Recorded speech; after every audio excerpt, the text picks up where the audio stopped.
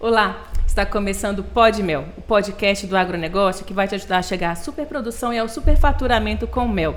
Eu sou a Jande. Eu sou o Pedro Feldon. E eu sou a Tamires. E hoje nós vamos falar de um tema muito importante. Abelhas. A rainha morreu. E agora? Não sei bem se é um tema importante não, mas é um tema bem curioso, gente. A gente está muito acostumado a falar sobre apicultura nacional, falar sobre apicultura, incentivar a criação de abelhas, incentivar assuntos técnicos, né? A disseminação da apicultura nacional. E a gente pesquisando sobre esse tema, até porque foi noticiado, nessa semana passada faleceu a Rainha Elizabeth II. Rainha da Inglaterra. A Rainha da Inglaterra. Então, assim, muitos temas afloraram com relação a esse fato histórico. E uma delas que chamou muito a atenção é que a rainha tinha um apicultor. É isso mesmo? A rainha criava abelhas, né? A rainha criava abelhas. Mas não era ela que criava, né, Tamires? Era o apicultor real, era o apicultor responsável por isso, né? Ele trabalhava lá com a rainha há pelo menos 15 anos.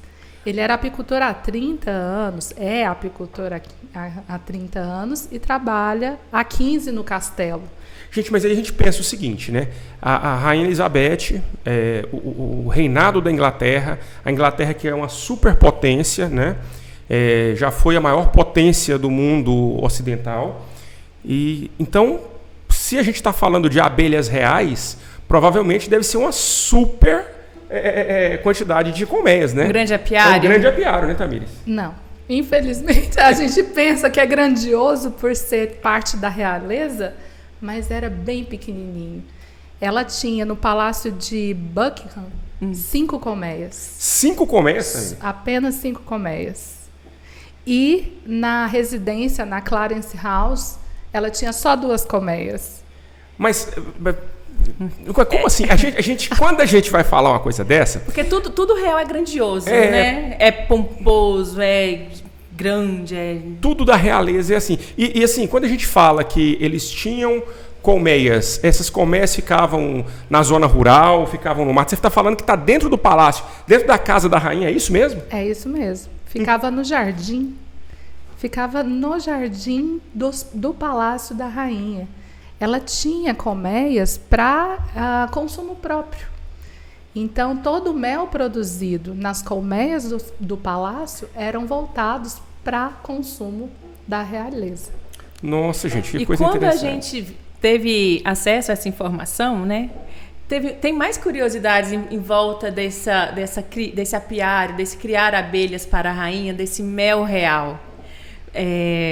Vamos falar sobre isso agora? Que tal? Então, Tamires, é engraçado, porque quando a gente vai falar de abelhas fora do Brasil, apicultura fora do Brasil, né, porque a apicultura no Brasil é muito recente, mas nos outros países, nas outras civilizações, é muito mais antigo e tem muito mais tradição, não é verdade?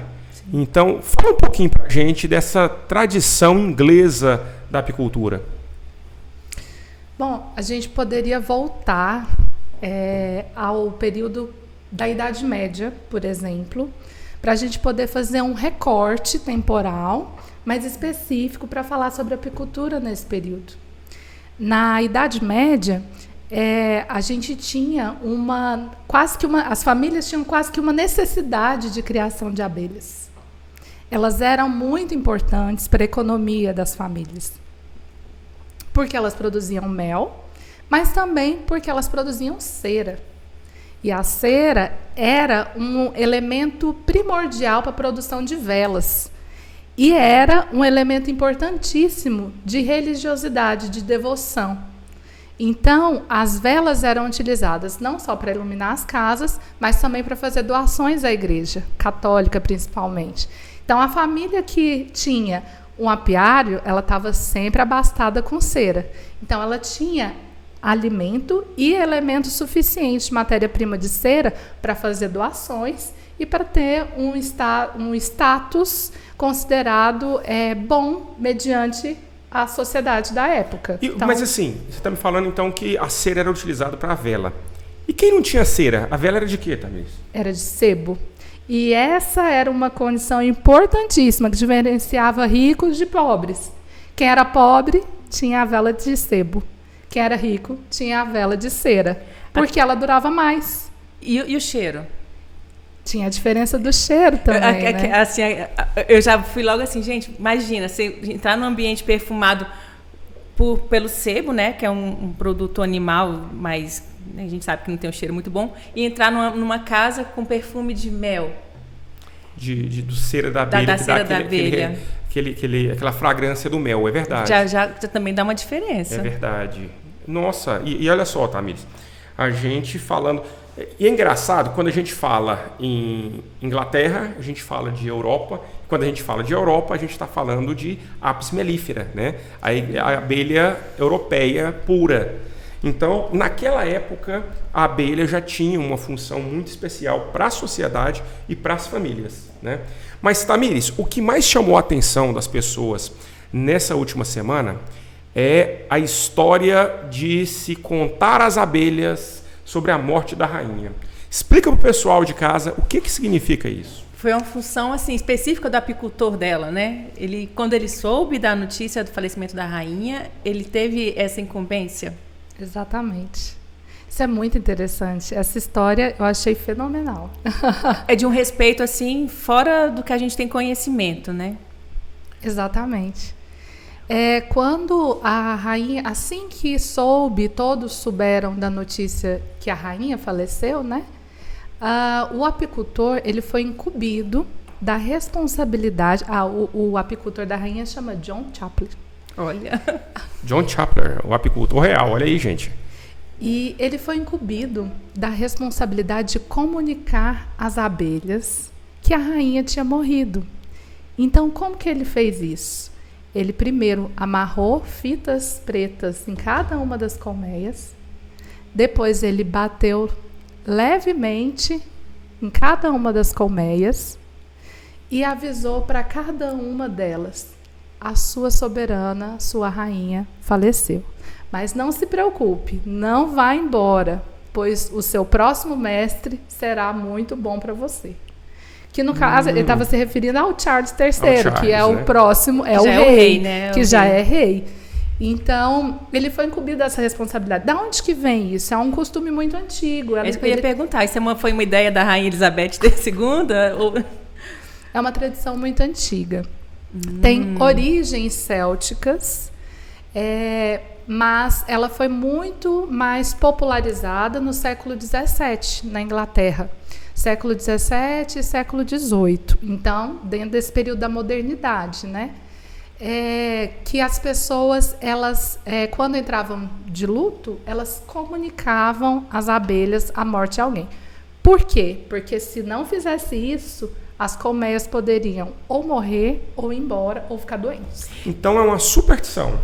Que a gente hoje no Brasil chama de superstição. E para o povo celta, qual era a importância, então, já que você está falando para a gente que era uma tradição que vem de muito antes, desde então as abelhas já tinham essa importância para a sociedade? Exatamente, tinha sim, né?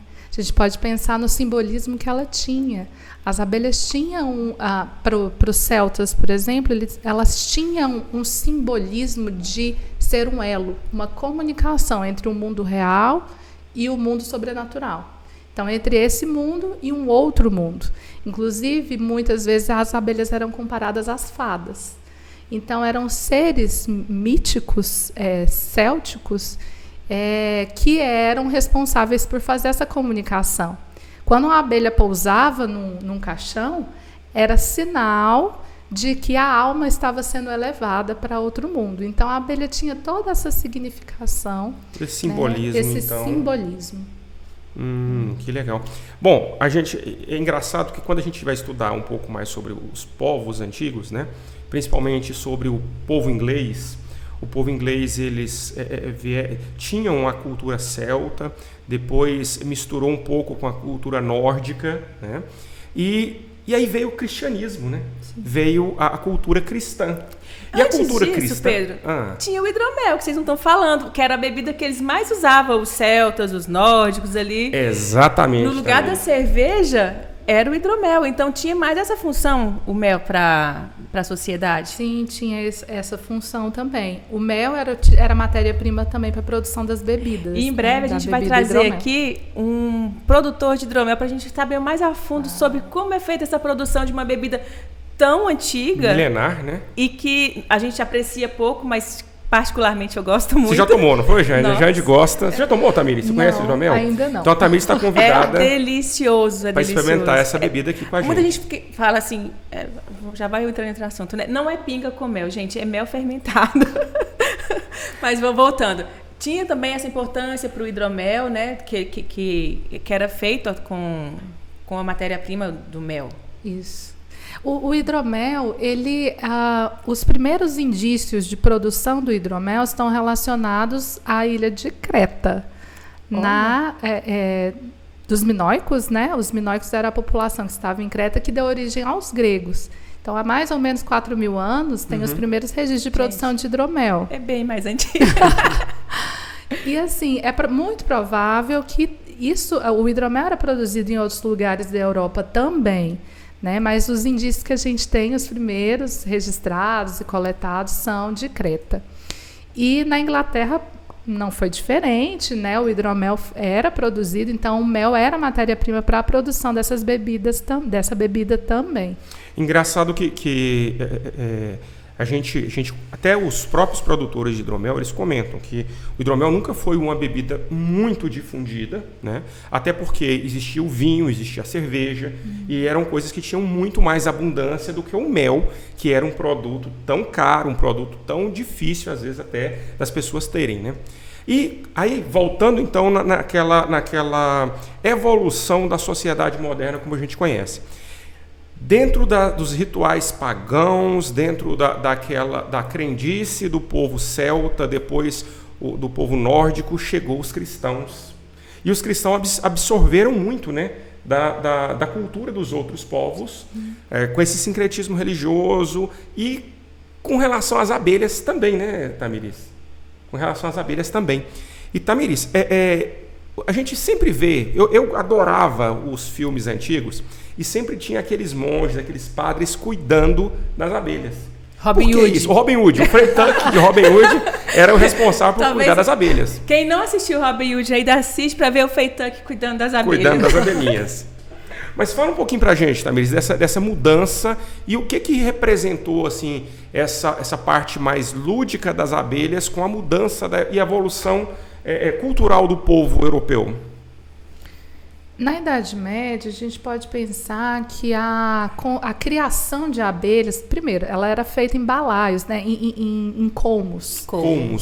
Eram trançados, eram balaios trançados, eles eram revestidos com lama, para poder né, para poder resistir mais tempo à exposição ao tempo, né? Muitas vezes eles colocavam em uma espécie de pedra, Tem uma proteção térmica, né? É uma proteção térmica. E eles eram pequenos, eles não eram grandes. As famílias tinham vários colmos e colocavam ali perto, próximo às casas, né? E eram pequenos, então quando tinha que extrair o mel na época de safra, coletava-se e muitas vezes matava muita abelha. Ou em épocas de enxameação, as abelhas enxameavam, então todos os anos eles eram obrigados a fazer novas capturas.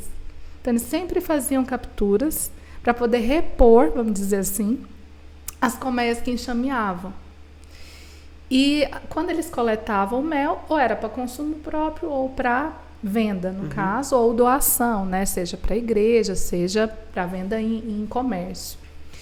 E era uma criação que a gente pode considerar racional, porque existia toda uma tentativa de cuidado com as abelhas, inclusive no período de inverno, fazer algum tipo de muro de proteção para proteger contra os ventos, né? Mas sempre com muita dificuldade, porque era muito frio, existia muita neve. Então, assim, toda a criação de abelhas era de muitas formas, exigia muito, né, desse homem da Idade Média. E uma coisa muito interessante também é que nas florestas existiam que tinham as árvores onde tinham as colmeias. Muitas famílias colocavam uma marcação do nome da família nessa árvore que tinha abelha, porque aquela árvore seria daquela família. Derrubar aquela árvore era proibido, inclusive podia dar multa para quem derrubasse. Então tinha uma importância muito grande de preservação de algumas áreas de floresta por esse motivo, por causa das abelhas. Ah, que interessante. Então, assim, o europeu, né, o inglês ou o europeu em si, eram povos que valorizavam muito a abelha. Sim. Viam a abelha como uma fonte de renda, como uma fonte de alimento e uma coisa assim, não vou dizer, não fadas, mas eu gosto de falar que a abelha tem um quê de divino, né? Espiritual. Né? É algo que a gente observa. Quem é apicultor, gente, vocês que estão escutando a gente ou que estão vendo a gente aí em casa e quem já trabalha com isso, entende o tanto que as abelhas são sagradas nesse ambiente, nesse vínculo que a gente tem com elas, né? A abelha, ela é mais calma quando você chega mais calmo no apiário. A abelha, ela sente quando tem problemas com você e ela fica muito mais defensiva, né? Então, e é um animal que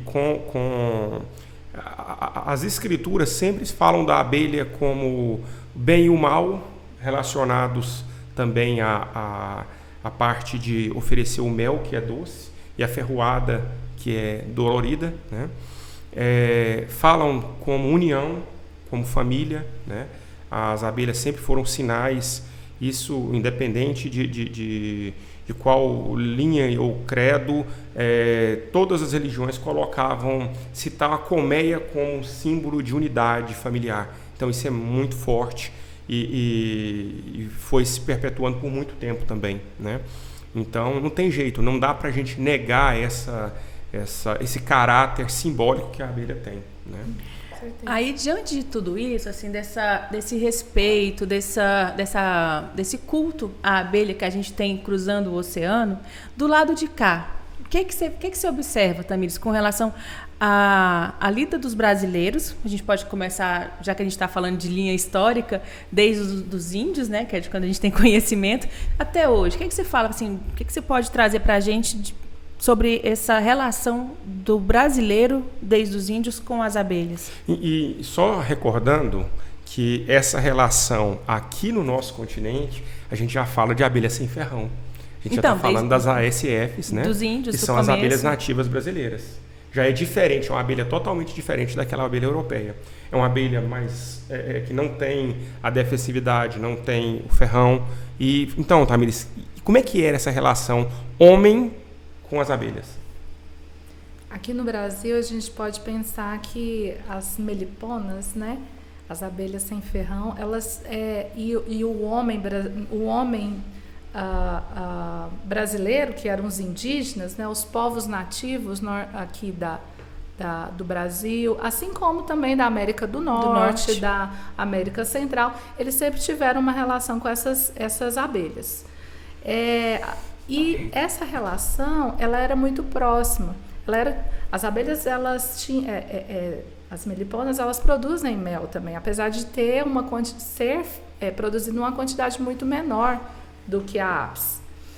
E a gente pode citar povos aqui no Brasil que têm o mel como fonte, uma matéria-prima para a produção de rituais importantíssimos, né? Rituais de passagem. Então, existe um simbolismo muito próximo também relacionado ao mel e às abelhas, uma relação muito próxima, né?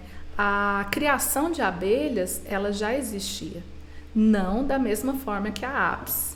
E a produção em quantidade também não, mas já existia essa relação com as abelhas do continente, né? Quando chegam as apis, as abelhas com ferrão já chega no século XVI, né? Com a entrada dos portugueses no Brasil. E essa produção racional ela só foi acontecendo com os jesuítas, né? Já um pouquinho já em meados do 17, Então, não foi de imediato, elas foram trazidas, foram adaptadas, né? E foram criadas, mas uma quantidade muito baixa, né? Muito pouquinha mesmo, né? Instaladas primeiro no litoral paulista, né? E daquela região ali de São Paulo e Rio de Janeiro, hoje, né? Mas essa relação dos indígenas com as abelhas, ela é muito antiga, né? A gente pode pensar, se o homem está aqui no continente americano há pelo menos 12 mil anos, a gente tem pelo menos 12 mil anos de relação entre as abelhas do continente com o homem americano. Tamires, você falou de ritual, né? A gente acabou de comentar aqui o ritual do apicultor real com a morte da rainha. E aqui no Brasil, aqui nos nossos indígenas, você mencionou também o ritual com as abelhas sem ferrões de passagem. Você pode contar para a gente um pedacinho de como é isso? Tem um ritual de passagem que é bem conhecido, que é o ritual da menina moça entre os Guajajara, que é feito durante o período de produção de mel. Então, o mel ele é utilizado como um dos alimentos dessa festa, que vai consolidar a passagem da menina para a mulher. Então, é um ritual de grande importância. Não só os Guajajara, mas também os povos guaranis e outros povos tupis têm uma relação muito próxima com as abelhas sem ferrão, que eram as abelhas, né, que estavam aqui antes da chegada das apis. Então, essa relação simbólica é muito pungente entre os indígenas e o mel e as abelhas. Tem a ver, mas assim, essa passagem com a fertilidade, por exemplo, com alguma coisa assim, da menina para a mulher? Tem a ver, sim, tem a ver também com os papéis sociais que elas vão passar a exercer naquela sociedade, né? Tem a ver com o estar na sociedade sendo vista como uma mulher e não mais como uma criança. Porque para os indígenas não existe adolescência. A adolescência é uma construção não indígena. E por isso a gente pode pensar que os povos indígenas fazem esse processo ritualístico para consolidar a relação, a importância que aquela pessoa vai passar a exercer, o papel social que ela vai ter naquela sociedade. Entendi, Tamires. E o mel nessa situação, você tem mais elementos para falar para a gente? Como é que o mel é utilizado ou aí já é muito específico? Especificamente nesse ritual da menina moça, não, mas eu conheço um ritual que é feito entre os povos Inã, que são os Carajás e os Javaés, que é o ritual de quando a criança nasce, ela vai ser batizada. Quando ela vai ser batizada, eles escolhem um padrinho, e esse padrinho é um homem, né, uma pessoa muito renomada na aldeia. E ele vai ser a primeira pessoa que vai passar mel na boca da criança. Então, o batismo da criança Inã é feito com mel e com outros alimentos adocicados ou doces, né? Mas o mel, ele é um elemento muito importante que vai consolidar o batismo na sociedade Inã. Gente, olha que interessante. Agora é uma curiosidade minha. Quando você fala batismo, é o batismo cristão ou é o ritual da criança indígena que é considerado como um batismo? A gente faz uma comparação, né? Ah, perfeito. Então, mas não tem nada a ver então com o sacramento do batismo feito pelos cristãos. Exato. Ah, não, perfeito. Era só para saber mesmo, né? Por curiosidade minha mesmo. Exato. Ignorância da minha parte. Não, mas acho que muita gente também fica assim se perguntando, né? Batismo indígena. Não, é verdade. A gente tem que pensar, né, que existe uma diferença grande entre rituais indígenas e os rituais não indígenas, né? Sejam eles cristãos ou não. Mas seria, por comparação, um batismo, né? Uma forma de trazer essa criança como uma pessoa importante para aquela sociedade. Ah, perfeito. Eu estava conversando antes com a Tamires, a gente chegou a uma conclusão com relação às abelhas. A gente já encerrou com os índios? Só pra... Sim. Então, podemos mudar de assunto. Eu estava conversando com você com relação a essa visão da abelha que o inglês tem da abelha simbolizar riqueza, geração de renda, geração de de sustento. Aí a gente chegou a uma conclusão que o Brasil foi muito colonizado pelos portugueses. Sim. E em Portugal é um outro animal que tem essa função não é de riqueza, mas é de abundância. De economia. A palavra certa é economia.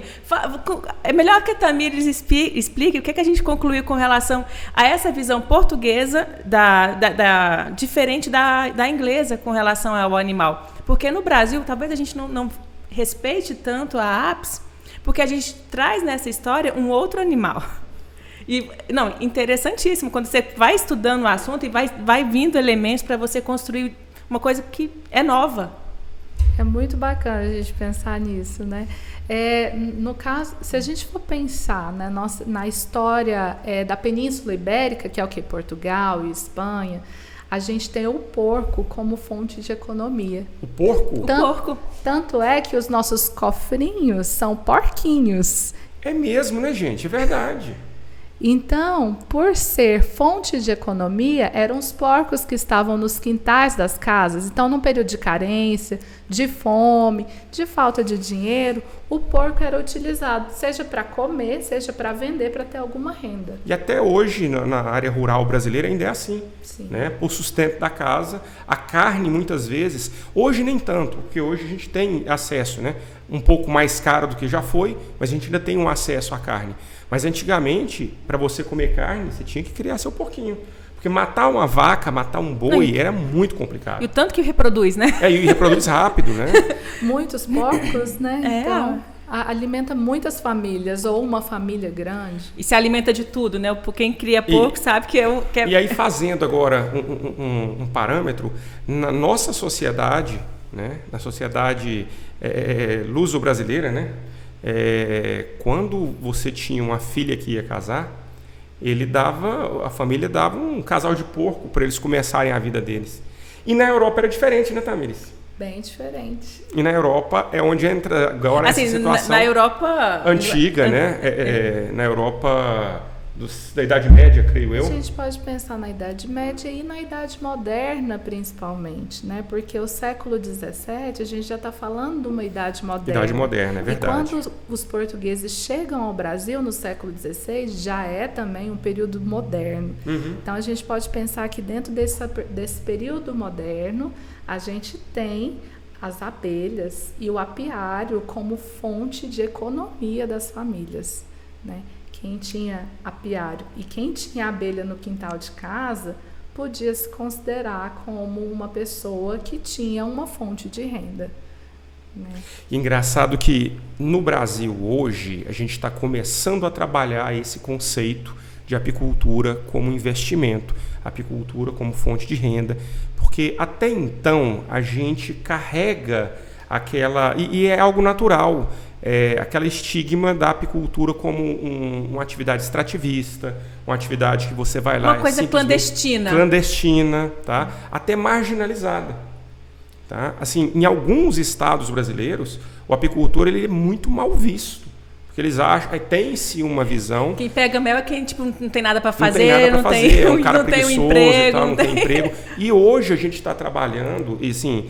Tanto a Escola de Apicultura, a Cia da Abelha e os nossos alunos, eles têm levantado essa bandeira da apicultura como uma fonte de renda, uma atividade econômica viável. E uma atividade econômica que só aqui no Brasil que não é reconhecida. Porque nos outros países, os apicultores são personalidades muito reconhecidas dentro de uma profissão. É uma profissão muito honrada, uma profissão que tem um resultado financeiro considerável, né? E que, querendo ou não, só traz saúde e benefícios financeiros para aquele que trabalha com ela. O brasileiro ainda não está acostumado a ver a abelha como um sistema econômico, porque dela a gente aproveita muita coisa. Tem a própolis, tem a cera, tem o mel, tem o pólen apícola, a geleia real. Tem a apitoxina, que também está sendo bastante difundida atualmente com relação a tratamentos de saúde. Exatamente. Hoje até o ar da colmeia, Jande, pode ser vendido. Ele pode ser vendido e é algo que está sendo utilizado muito. Então, assim, é interessante a gente chegar nessa parte do nosso bate-papo E vamos voltar para a rainha. Se até a rainha se curvava às abelhas a ponto da realeza ir até as colmeias e anunciar que o seu dono foi trocado, será que não está na hora da gente também criar uma tradição de respeitar mais as nossas abelhas? Respeitar mais a apicultura? Eu acho que vai além de respeitar, respeitar e valorizar. Valorizar. Porque tem que dar valor. A gente respeita muito o que a gente valoriza. Exatamente. Se a gente reconhece que existe valor na abelha, a gente respeita mais fácil. Com certeza. Porque onde mexe com valor, e assim, e vai além do valor financeiro. Porque quando você começa a trabalhar com a abelha, e isso eu posso falar assim, tanto da Apis mellifera quanto Meliponas. das nativas, das meliponas, e você observa aquele animalzinho, a organização, a hierarquia, assim, cada um tem a sua função, cada um sabe o que fazer. Assim, é uma sociedade extremamente organizada. Elas conseguem identificar a hora, inclusive, de matar a rainha da abelha. Exato. Então, né? assim, como o professor Armindo sempre fala, é um animal com 400 milhões de anos. É um animal que ele... 100 milhões de anos, né? 100 milhões de anos, desculpa, gente.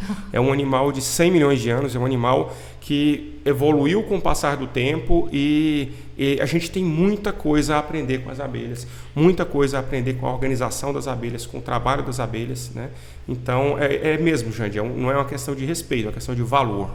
Eu acho, inclusive, assim, aqui no Brasil a gente tem uma característica diferente, né? Que a gente não tem a Apis real da Inglaterra só. A nossa Apis, ela é africanizada, então ela ainda tem um gingado diferente. Exatamente. E o brasileiro, nós somos um povo tão abençoado que a gente conseguiu desenvolver técnicas para lidar com esse animal diferente do que tem na África e do que tem na Europa. E agora eu acho que é o momento que, assim, o ecossistema está chegando num sistema de falência total, porque a gente vê muito desmatamento, muito aplicação de defensivo agrícola. E eu acho que essa modernização da apicultura traz uma nova opção. Existem outras formas de ser um país produtivo, de ser um país que gera renda, aproveitando terras que a pessoa fala assim... eu já ouvi isso de fazendeiro. Vamos preservar, vamos preservar mais, assim, aumentar mais, diminuir um pouco o pasto aqui. Gente, para um fazendeiro, 10 metros de pasto, 1 metro de pasto, é uma facada no coração. Falar assim, elimina o pasto mais um pouco, vamos deixar a vegetação crescer para ter mais pasto apícola, dói.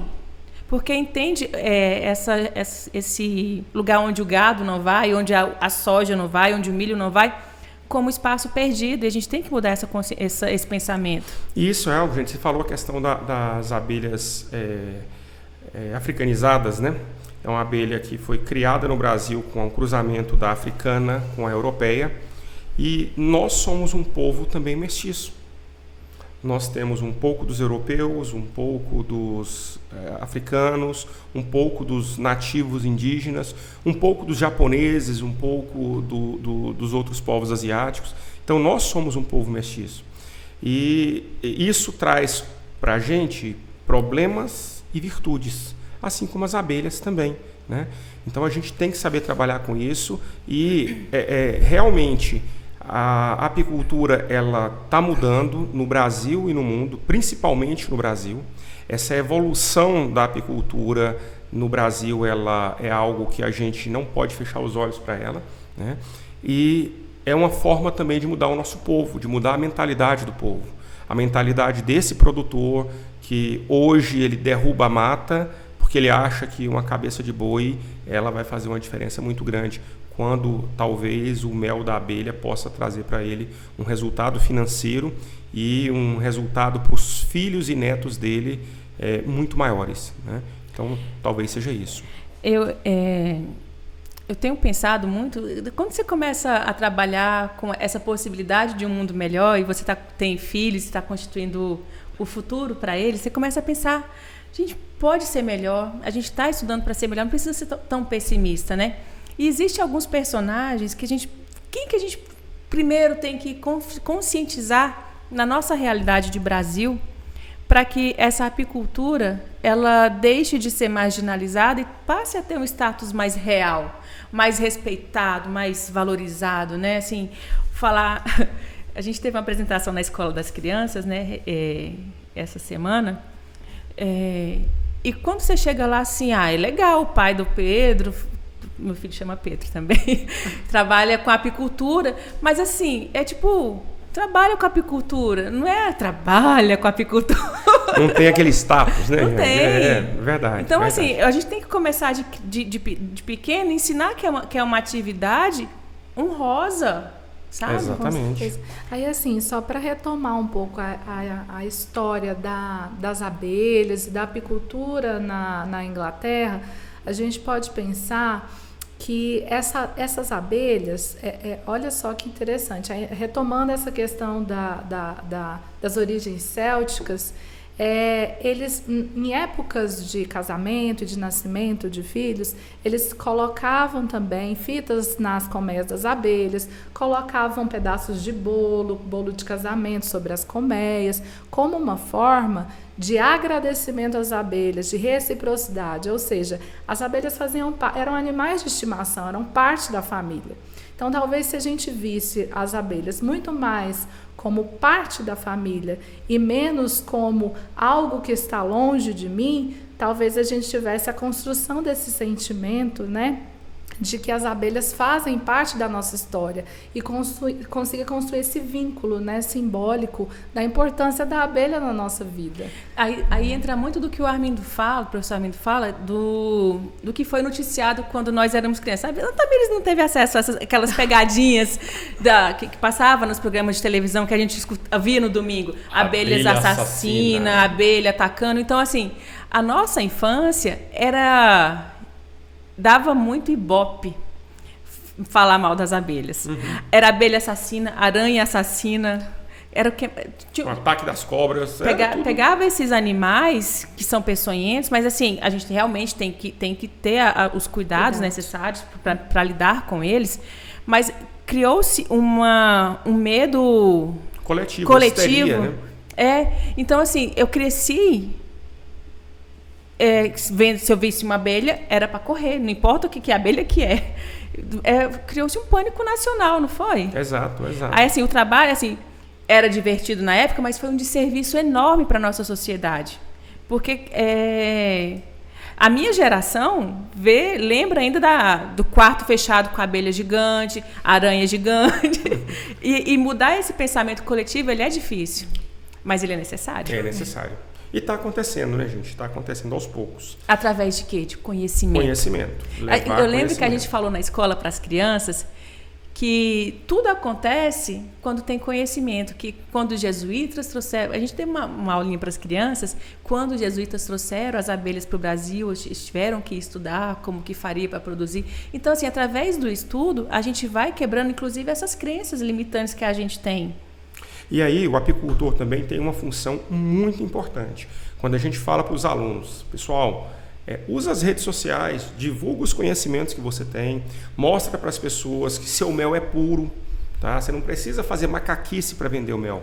Se você tiver conhecimento suficiente e demonstrar sua autoridade falando sobre o assunto de forma técnica, de forma científica, por que o seu mel não cristaliza, ou por que ele cristaliza. Ou que todo mel cristaliza. Ou que todo mel cristaliza. Né? Então, assim, quando você tem conhecimento, você tem condição de mudar a visão das pessoas.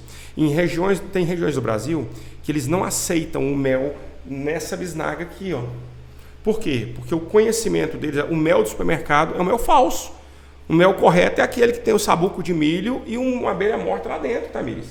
E a gente tem que mudar essa visão.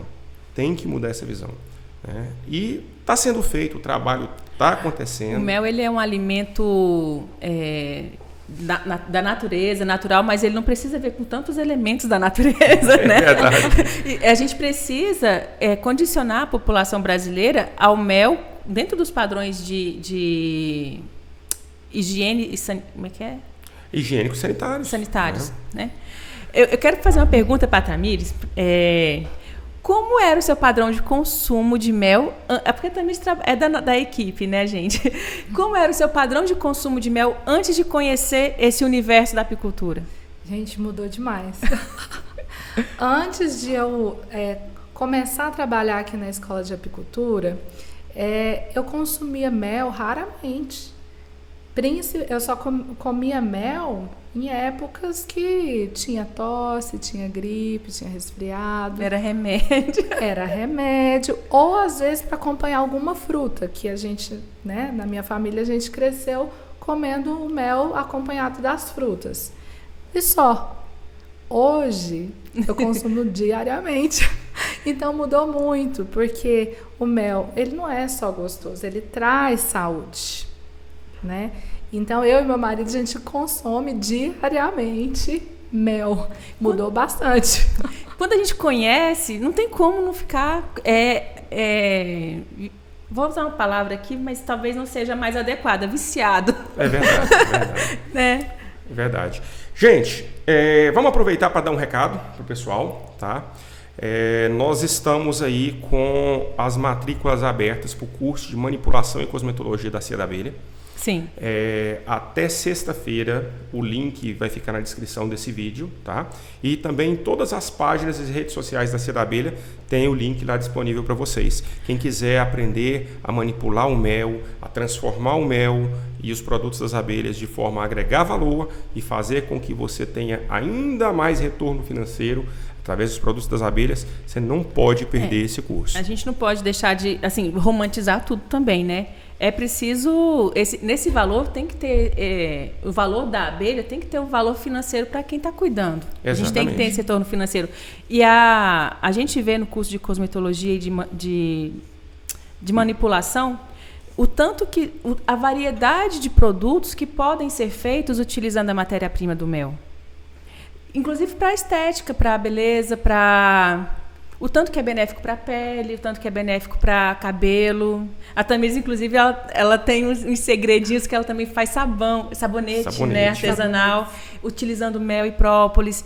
Então, é importante que o brasileiro se acostume com todo o ciclo, toda essa linha de produção que o cuidado com a abelha traz para a gente. Às vezes você fala assim, eu vou criar mel, vou correr risco, porque tem risco... Tem que ter os equipamentos de segurança, a gente sabe. Mas, eu vou criar, eu vou fazer o quê? Vou vender para quem? Gente, só não vende mel quem não cria abelha. Só não vende os produtos apícolas quem não produz. Porque o que acontece? Até aconteceu com a gente. A gente teve que meio que frear a venda. Porque se você cativa um cliente e você não tem uma produção muito grande, você não pode vender para todo mundo. Porque senão o seu cliente cativo vai ficar sem. E isso é fato. Assim, aqui no Brasil a gente faz colheita, normalmente 1 ou 2 colheitas por ano. Né? Lá no nosso apiário a gente faz 1 por ano. Agora, inclusive, está bem próximo, vai ser em outubro. A gente não tem mel suficiente, não dá para atender todo mundo. E, inclusive, se você agregar esse valor, então, aí vai... o céu é o limite. O céu é o limite. Então... Estão convidados para conhecer esse produto novo da Cia da Abelha, né? Um produto que já faz um sucesso, já o 2º ano de sucesso do curso de manipulação e cosmetologia. E a gente vai ficando, né, nesse mais um Pó de Mel, agradecendo aqui a presença ilustre da Tamires Maia. Tamires, muito obrigado pela sua participação. Um prazer ter você aqui. A gente conhece a Tamires é da equipe. E a gente foi tão mal educado que a gente nem apresentou a Tamires direito. Devidamente. Eu tô me corroendo aqui de não ter feito isso. Então, para quem não conhece a Tamires, eu vou deixar você se apresentar, Tamires, por favor. É muito justo. Tá certo. Nossa, eu que agradeço o convite. Eu me sinto muito feliz e muito honrada de estar aqui. Eu sou bacharel em arqueologia. Fiz a minha licenciatura na área de História, sou especialista, mestre e doutora na área de História, com ênfase na História da Alimentação, né? E trabalho aqui na Escola de Apicultura, já vão fazer 2 anos. Coisa boa, e eu né, sinto muito feliz trabalhar com vocês e principalmente, né, em conseguir trazer esse conhecimento, né, estudar e trazer esse conhecimento sobre as abelhas e sobre o mel. Tamires, sinta-se convidada para poder brindar a gente aqui com o seu conhecimento cada vez mais, tá? Na próxima vez, eu espero que o professor Armindo esteja aqui também para poder tomar o meu lugar aqui, que o professor Armindo adora ouvir esse tipo de conhecimento. Não, é uma troca de experiências, de informação. Maravilhosa. A Tamires, ela só enriquece assim, com o conhecimento que ela traz. E realmente foi uma falha a gente não ter te apresentado. Eu estava nervosa, na verdade. Gente, a Tamires, ela tem tanta coisa para falar, ela tem tanto conhecimento e passou despercebido, mas virão outros.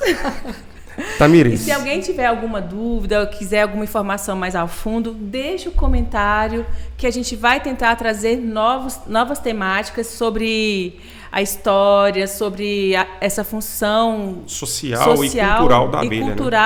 Da abelha, até para a gente aprender e a se vender, a se valorizar enquanto produtores dessa cadeia apícola, né? Pessoal, a gente vai ficando por aqui. Um grande abraço para todos vocês. Fiquem com Deus. Obrigada a todos. Obrigada, Tamires, pela sua disponibilidade. Deu certo? Tudo em paz. Então, tchau, valeu, tchau, gente. Obrigada. Até a próxima.